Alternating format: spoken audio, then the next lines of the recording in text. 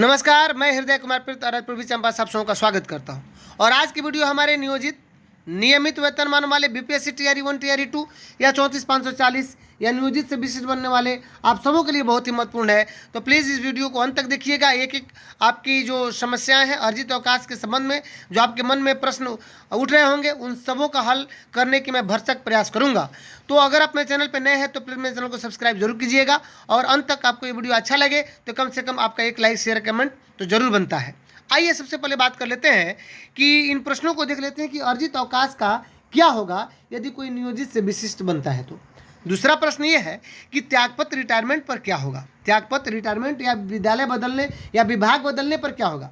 विभाग बदलने पर अर्जित अवकाश कब लें और नकदीकरण की गणना कैसे। नकदीकरण क्या है। नियोजित को अर्जित अवकाश का लाभ कब से, अवकाश लेने पर भुगतान कब और कैसे होता है, अप्रयुक्त अवकाश के बदले में क्या होगा और गणना कैसे की जाएगी। राज्यकर्मी को एक बार में कितना अर्जित अवकाश मिल सकता है, क्या किसी भी अवकाश के साथ जोड़ा जा सकता है अर्जित अवकाश को, और क्या नियोजित शिक्षक को कोई अर्जित अवकाश मिला हुआ है। साथ में हम ये भी प्रश्न देखेंगे कि अर्जित अवकाश अगर लेते हैं, बीच में आपको रविवार या शुक्रवार या कोई भी दशहरा दीपावली छुट्टी पड़ता है, उसकी गणना होगी या नहीं। और एक चीज़ और देखेंगे कि जो नियमित शिक्षक कर रहे हैं कि हाँ 14 ही अर्जित अवकाश मिलता है, उस परिप्रेक्ष्य में भी देखेंगे।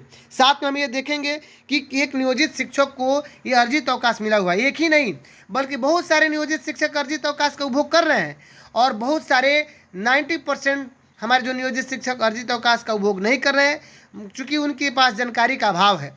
तो आइए ये फॉर्मेट आप देख ही रहे हैं, इन सब पर हम विस्तार से चर्चा करेंगे। सबसे पहले बात कर लेते हैं कि अगर अर्जित अवकाश लेते हैं तो बीच में आपका अगर रविवार या कोई भी छुट्टी, उर्दू विद्यालय के लिए शुक्रवार या हिंदी विद्यालय के लिए अगर रविवार पड़ता है या दशहरा दीपावली ईद छुट्टी पड़ता है, उसकी गणना नहीं की जाती है। जहाँ तक 14 दिनों की बात है तो मैं आपको बात बता देना चाहता हूँ कि सर्विस कोड अलग अलग विभागों में अलग अलग होता है। तो हमारे जो पुराने शिक्षक हैं उनको यही मालूम है कि हाँ 14 दिन की अर्जित अवकाश होती है।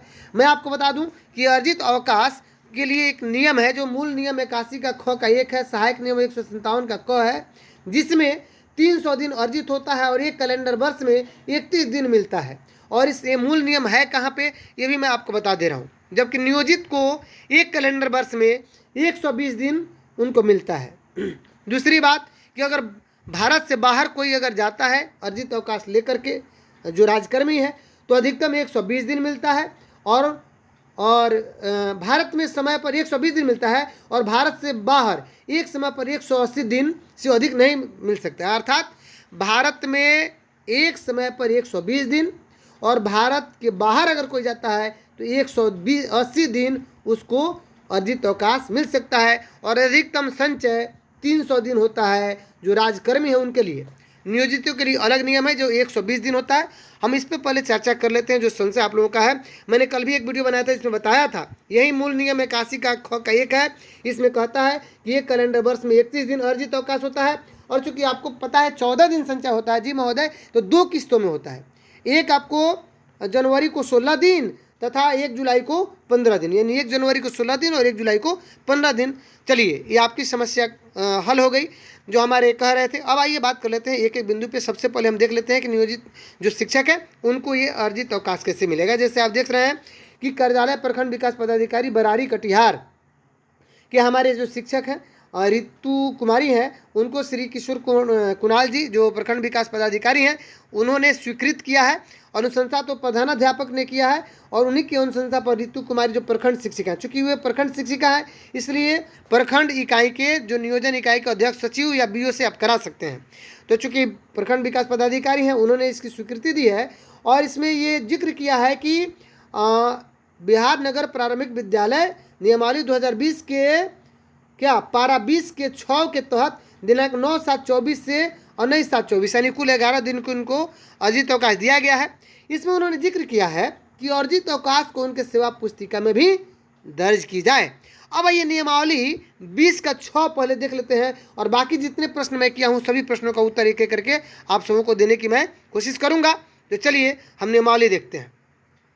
ये नियमावली कह रहा है, ये नियमावली है 2020 का। ये नियमावली के ये 20 का 6 यानी ये 20 देख रहे हैं आप लोग, और 20 का 6 देखना है हमें। तो 6 आइए यहीं पे है। 6 कहता है अर्जित अवकाश कि शिक्षकों को प्रथम 2 वर्ष, ये नियोजित के लिए है, नियमित के लिए नहीं। शिक्षकों को प्रथम 2 वर्ष की सेवा के उपरांत प्रत्येक वर्ष में 11 दिनों की छुट्टी अर्जित होगी और अर्जित करते हुए अधिकतम 120 दिनों तक संचित होगा और 120 दिनों से अधिक अर्जित अवकाश स्वतः समाप्त हो जाएगा। यानी अगर आपका 120 दिन अर्जित हो गया है, उसके बाद अगर आप अर्जित अवकाश नहीं ले रहे हैं तो आपका अर्जित अवकाश बेकार जा रहा है नियोजित शिक्षक के रूप में। अब आइए आपके एक एक प्रश्नों का हल देख लेते हैं कि अर्जित अवकाश का क्या होगा। मैंने अभी कहा था कि ये आपके अकाउंट में क्रेडिट हो जाएगा। अर्जित अवकाश का क्या होगा जब नियोजित से विशिष्ट बनते हैं, तो आपके खाते में क्रेडिट होगा। नियम कहता है कि जब कोई त्यागपत्र देता है, जब विभाग बदलता है, रिटायरमेंट होता है, तो उनके खाते में ये अर्जित अवकाश जमा होता है, उनको कैश के रूप में मिल जाता है। अब कैसे मिलता है, इसकी गणना कैसे होगी, इसकी हम चर्चा कर लेते हैं।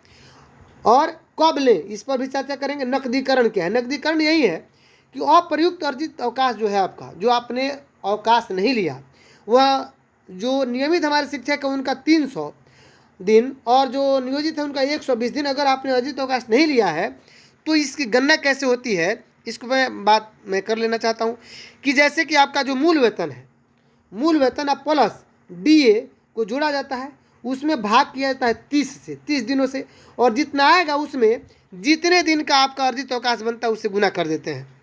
अगर 300 दिन है तो 300 दिन, 120 दिन है तो 120 दिन। अगर आपने 300 दिन में 180 दिन का उपभोग कर लिया है नियमित शिक्षक, तो आपको 180 चला गया तो 120 से बच गया, तो 120 से ही गुना करना पड़ेगा। यानी जो अंतिम आपको जो वेतन मिला है वो प्रत्येक दिन, यानी एक दिन का वेतन निकाल करके बाकी अर्जित अवकाश यानी जो संचित है उससे गुना कर देंगे, उतना आपको मिल जाता है। नकदीकरण यही है कि आपके अर्जित अवकाश को नकदी के रूप में आपके खाते में भेज दिया जाता है। अब ये कब लें, अर्जित अवकाश जब भी लेना हो तो आप छुट्टी के समय, समारोह में, कहीं लंबी छुट्टी पे जा रहे हैं, विवाह में, तो आप अर्जित अवकाश का उपभोग कर सकते हैं, ले सकते हैं। आइए, नियोजित को कब से इसका लाभ है, तो नियोजित 2015 में हमारे शिक्षक जो है उनको वेतनमान मिला है, तो 2015 से ये लाभ के हकदार हैं। अब जो नियमावली आया है 2020 में जिक्र है, तो चूंकि जो हमारे नियोजित तो 2006 से है, लाभ तो एक्चुअल में उनको 2006 से मिलना चाहिए, मतलब जिस दिन से वे नियोजित पंचायत शिक्षक, प्रखंड शिक्षक या आपको नगर शिक्षक जो भी है वह बने, आपको जब से उनकी नौकरी 60 साल का रिटायरमेंट हुआ, यानी जब मतलब उनकी रिटायरमेंट की तिथि 60 साल की गई, यानी 60 वर्ष तक की उम्र तक वे नौकरी कर सकते हैं।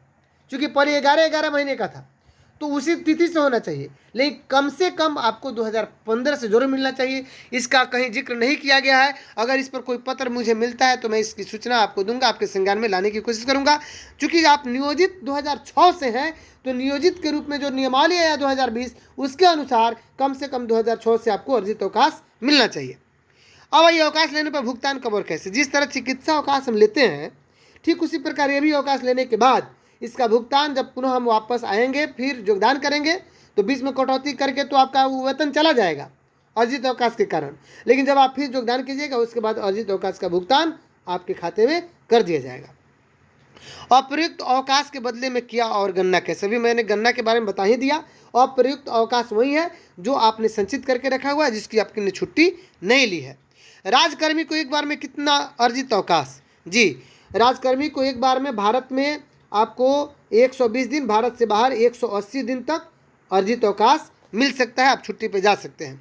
क्या किसी भी अवकाश के साथ जोड़ा जा सकता है अर्जित अवकाश, जी हाँ, अर्जित अवकाश किसी भी अवकाश के साथ जोड़ा जा सकता है। तो चलिए, और आपको ये मैं चीज़ पढ़ा दिया हूँ, ये बता ही दिया हूँ कि इसमें क्या लिखा हुआ है हमारे चूँकि प्रखंड विकास पदाधिकारी के द्वारा ये आपको अर्जित अवकाश लिया गया है ऋतु कुमारी के द्वारा, इस पर भी मैंने चर्चा कर ही दिया। तो अगर अभी तक आपके मन में उठ रहे सभी संशयों का समाधान हो गया होगा तो प्लीज़ मेरे चैनल को सब्सक्राइब जरूर कीजिएगा। अगर मेरे चैनल पर नए होंगे तो अगर आपको ये वीडियो अच्छा लगा है तो कम से कम एक लाइक, शेयर, कमेंट तो जरूर बनता है। मिलते हैं नेक्स्ट वीडियो में, तब तक के लिए थैंक यू।